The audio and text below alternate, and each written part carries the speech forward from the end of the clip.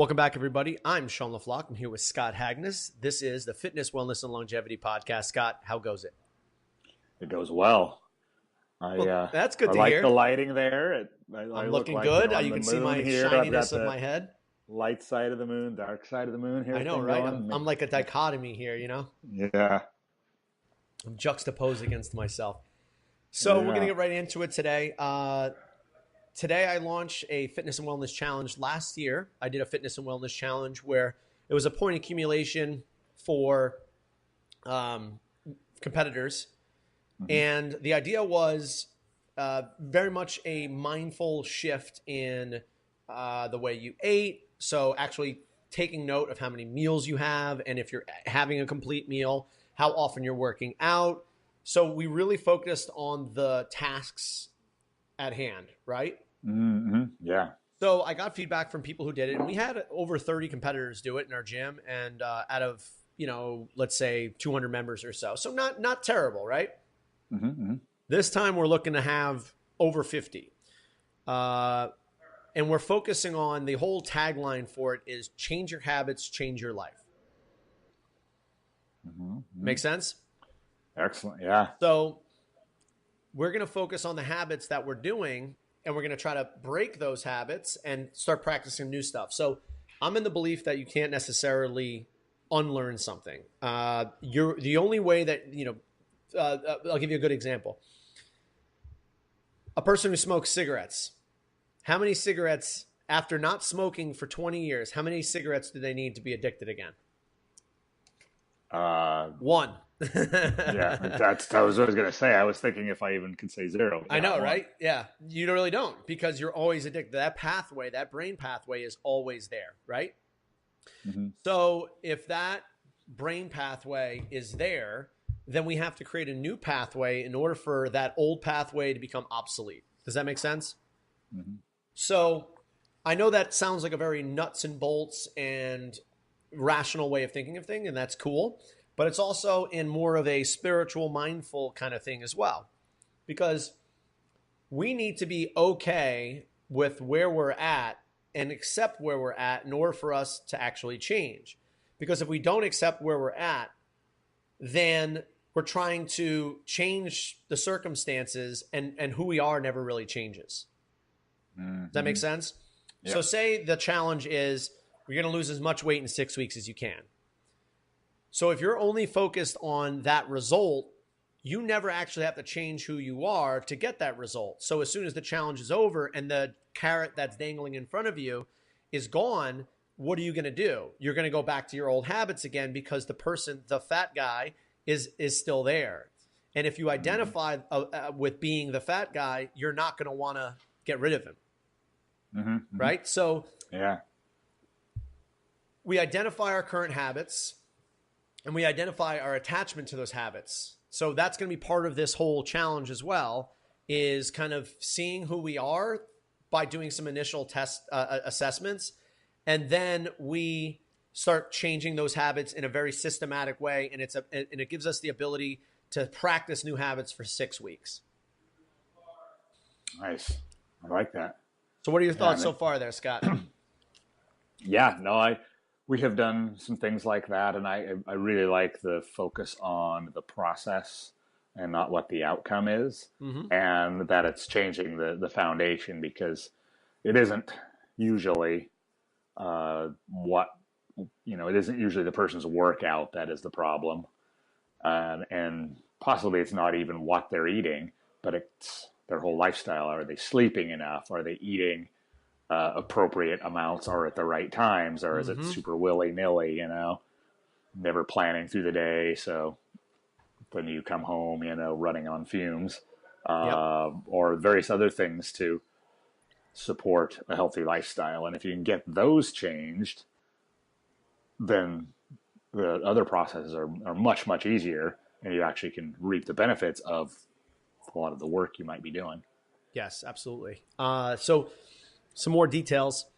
In the beginning of the challenge, each person is going to be doing body fat testing, just a bit like on a scale. I just want something relatively objective and just something to retest That's not going to be the end all be all. And if someone wants to opt out of that because they don't feel comfortable doing their body weight or their body fat, or they have some kind of really, really, really negative connection to it, they can opt out. Then we have 3 physical fitness tests, a 1 mile run or a 1 mile row if you can't run at all. Like if you can walk a mile, then you're going to walk a mile. Mm-hmm. Secondly, a 1 minute max push-up test. You can do it from your toes or you can do it from your knees. And then 3, we're working on a max plank hold. So you have those 3 metrics to kind of assess your baseline fitness. And that will allow anybody who wants to do this challenge some kind of objective way of telling what happens in the 6 weeks. And what my thoughts are is that obviously body composition tends to be a big one for people. So here's an incentive for them to start being mindful of what their body composition is, accepting of where they are, and then starting to empower themselves by making decisions that will put their body weight in the right direction. And we don't want to think that, actually, it's not that we don't want to think. What we do want to think is that we are who we are and we're perfect and beautiful the way we are. And we want to chisel away the extra, the stuff that we're not. And I think if we go in with that mindset, then it frees people up to make new decisions because they don't have to live the old story anymore. Mm-hmm. And live the old habits anymore. And I think that's something that I really want to reinforce throughout the entire challenge. Now, as for the mile run, if there's one person, there's 1,000 people that say, I hate running. And here's an opportunity for you to practice something that you hate and actually start to enjoy it. Or maybe you don't, but you practice it anyway. Mm-hmm. And then the upper body pushing and core strength is something that I think everybody can benefit from just working more on. And I think overall your fitness becomes better when you work on those things. And it allows for any kind of skill level to participate in the challenge and still be able to improve. Yeah. Yeah, like it easy, doesn't require any equipment, so people can follow along potentially. Yep.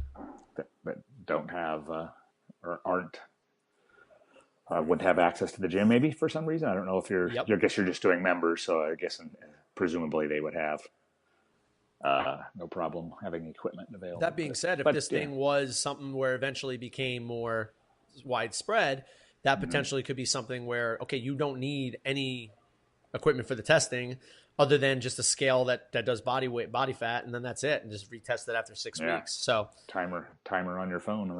That's it. So the other component about this is the ongoing support. So one of the things that people are always looking for is someone to hold them accountable. So we're going to be doing weekly call-ins on Wednesday nights. So I'm basically going to be doing like a YouTube or a Facebook live stream, and everybody who's doing the challenge is going to get that link and be able to kind of watch. And we're going to be doing a wrap up of the content that we send on Mondays and Fridays. So for instance, if we do a cleaning out your pantry tutorial on Monday, and then we also do like how to properly pace your workouts on Friday, we're going to be doing a talk on Wednesday about those things.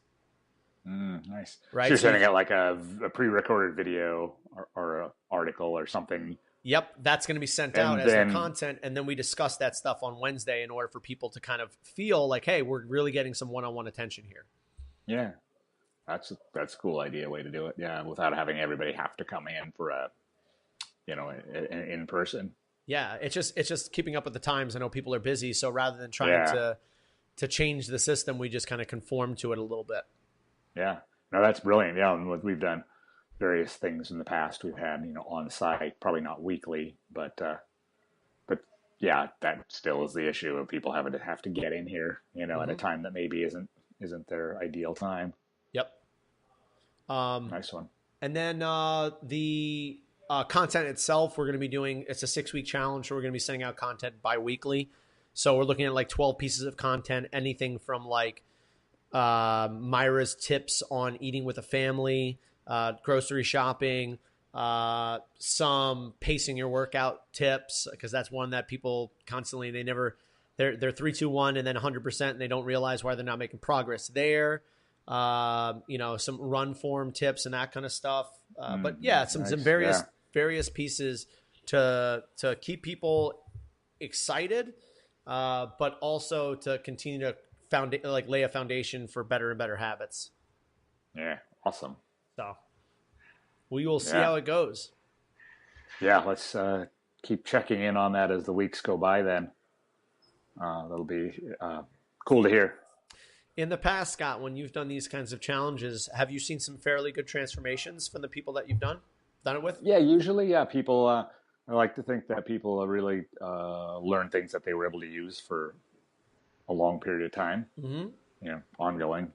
And that was really kind of the goal, is to teach people fundamental skills. I mean, usually the challenges we've done have been largely nutrition based, but I've pretty much always tied the lifestyle factors into it.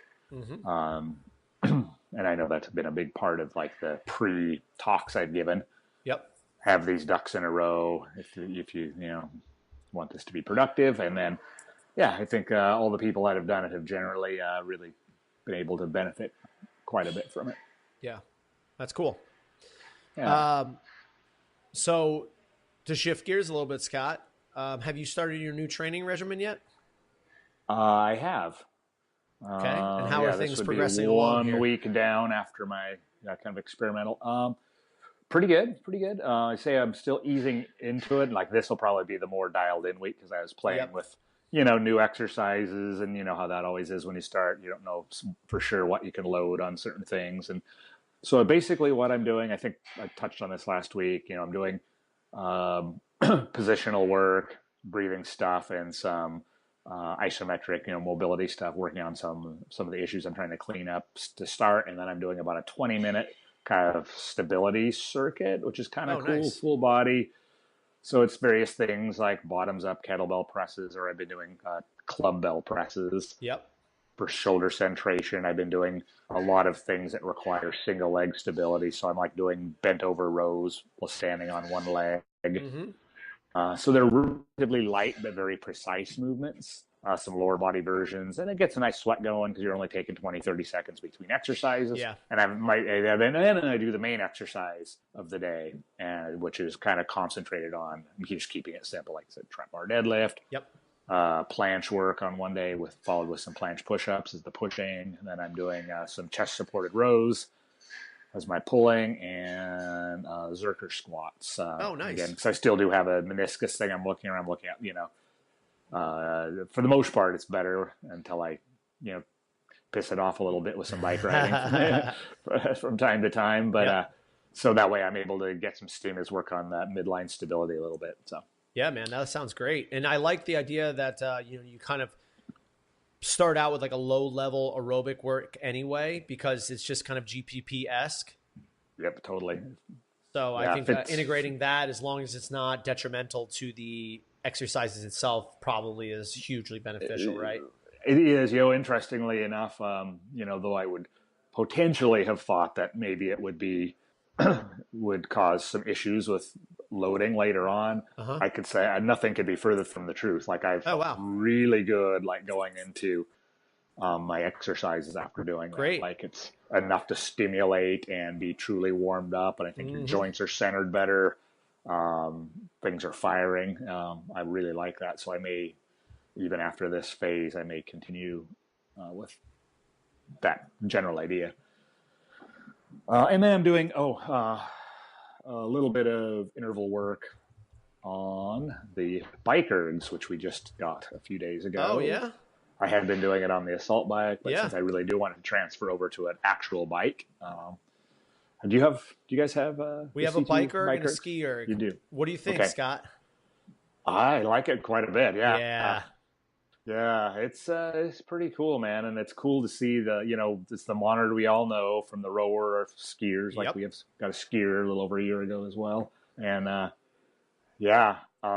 also really like, that you can see, it'll track your pedal cadence. And so you can see, like me, if I focus, I'm even. If I immediately stop thinking about it, my right leg is very dominant, which I kind of suspected, because the knee That's left huge. is the That's one awesome. I've had problem with all the time, and I kind of, anyway, like I said, I've only done a couple workouts on it, so by no means an expert or master, but I like it a lot. And the ease of adjustment.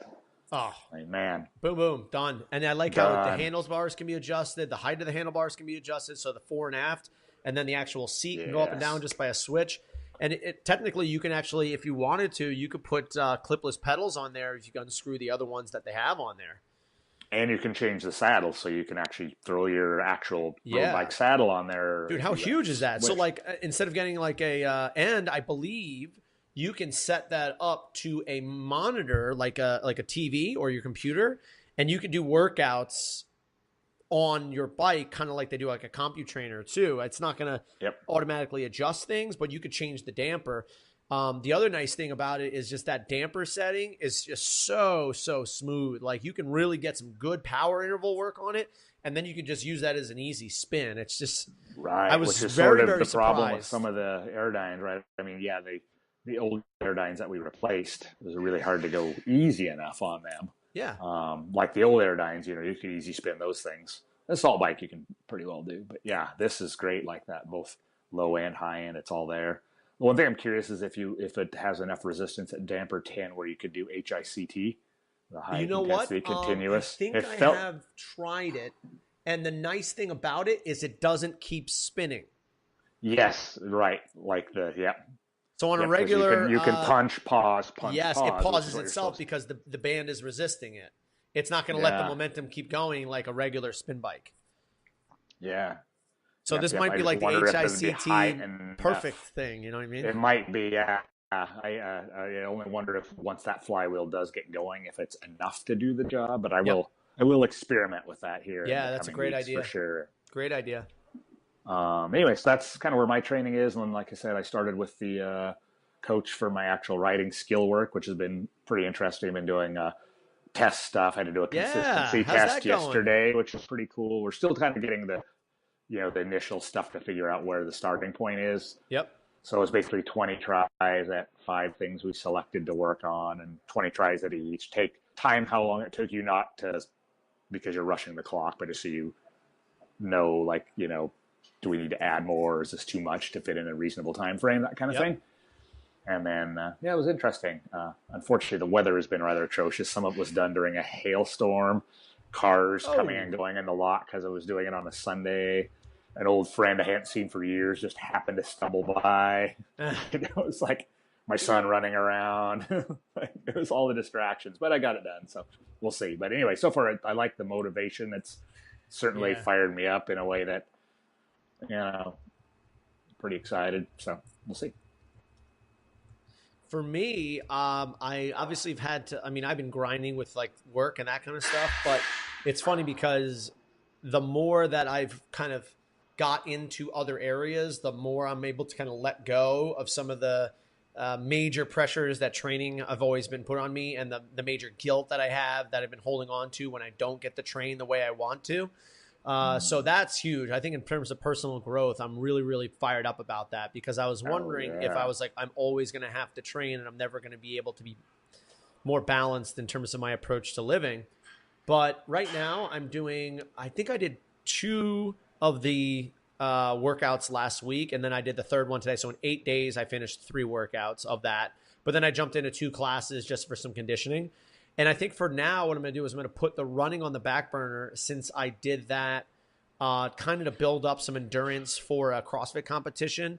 And I'm just going to focus on the speed and explosiveness work, that stability work, and then just jumping into a couple workouts for some conditioning and just for some fun, and see where that kind of takes me. I will say anecdotally, that first week I did it, my ankles were so sore, especially my right ankle, because of all the lateral stability work and that kind of stuff. Yeah. Very cool. And then the cool thing is I'm taking a lot of the warm-up pieces that I'm doing, and I'm bringing that over to my lacrosse team as well. Lacrosse, yeah. So I'm doing that. It seems like the kids are really, really, really getting it, and they are starting to click. It's been a week through. They start to, now we transfer that information into the techniques that they're doing on the field. So when we say, okay, you need to get an athletic position, they know what that feels like. They're not hunched over. They're good seated position. Their knees are out, their weight's in the middle of their foot. And we say, okay, drive to your right, you're going to push off off the floor instead of just standing up and extending. So it's an opportunity for us to clean up some movement patterns to actually better some technique. Yeah.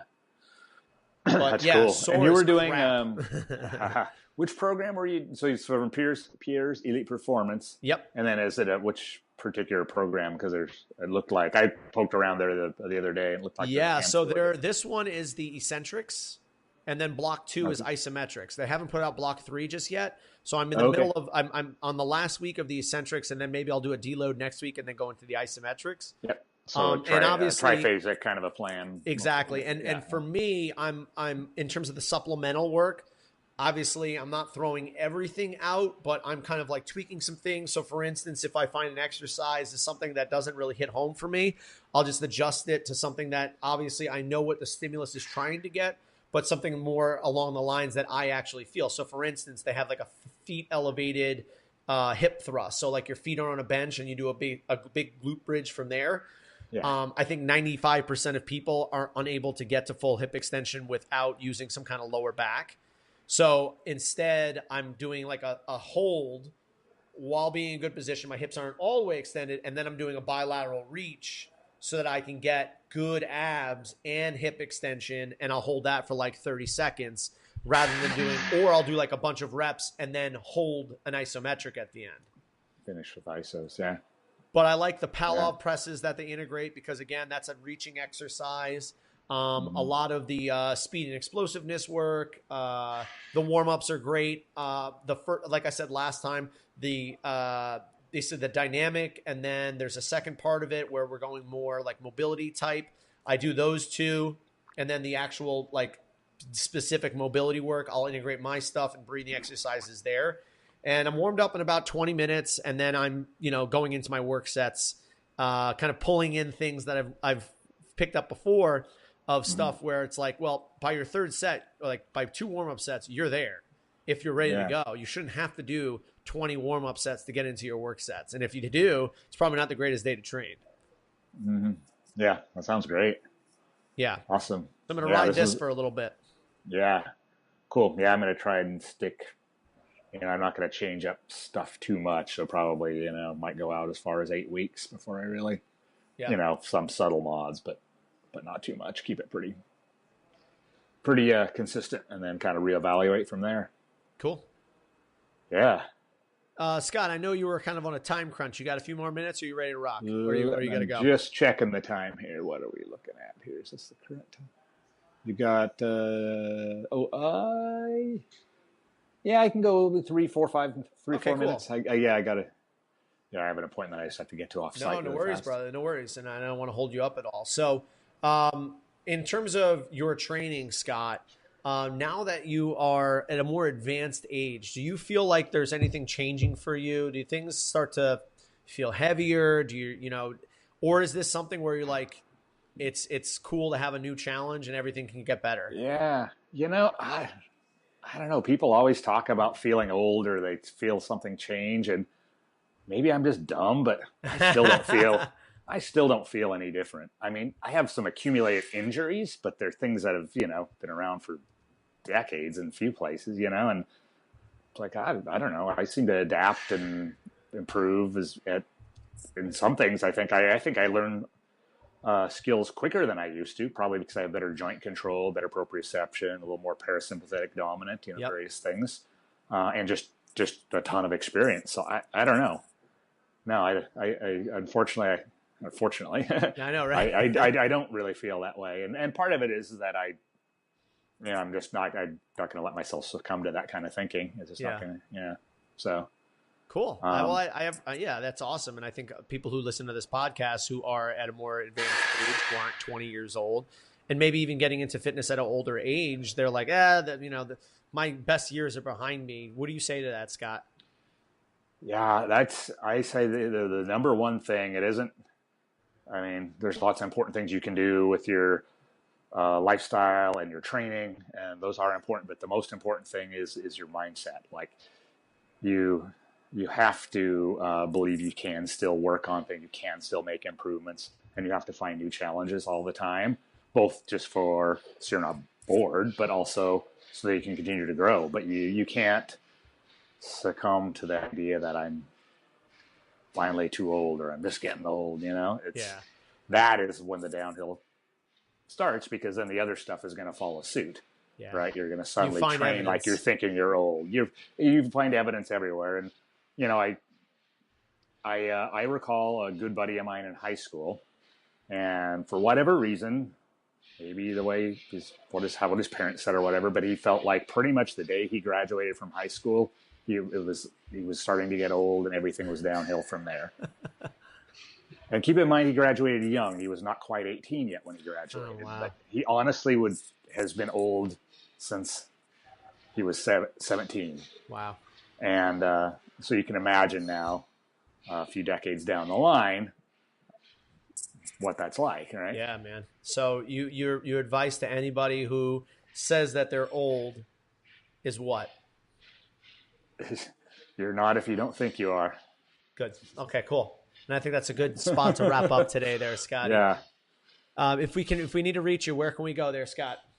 I am Scott at CrossFitPortland.com. And I'm Sean LaFlock. You can get me at Sean at CrossFitDarryBeach.com. Remember, guys, please subscribe to the podcast, rate us, review us. It helps us grow this podcast. Scott, awesome speaking with you, man. I'll talk to you next week. Yes, absolutely, brother. Take care. Bye.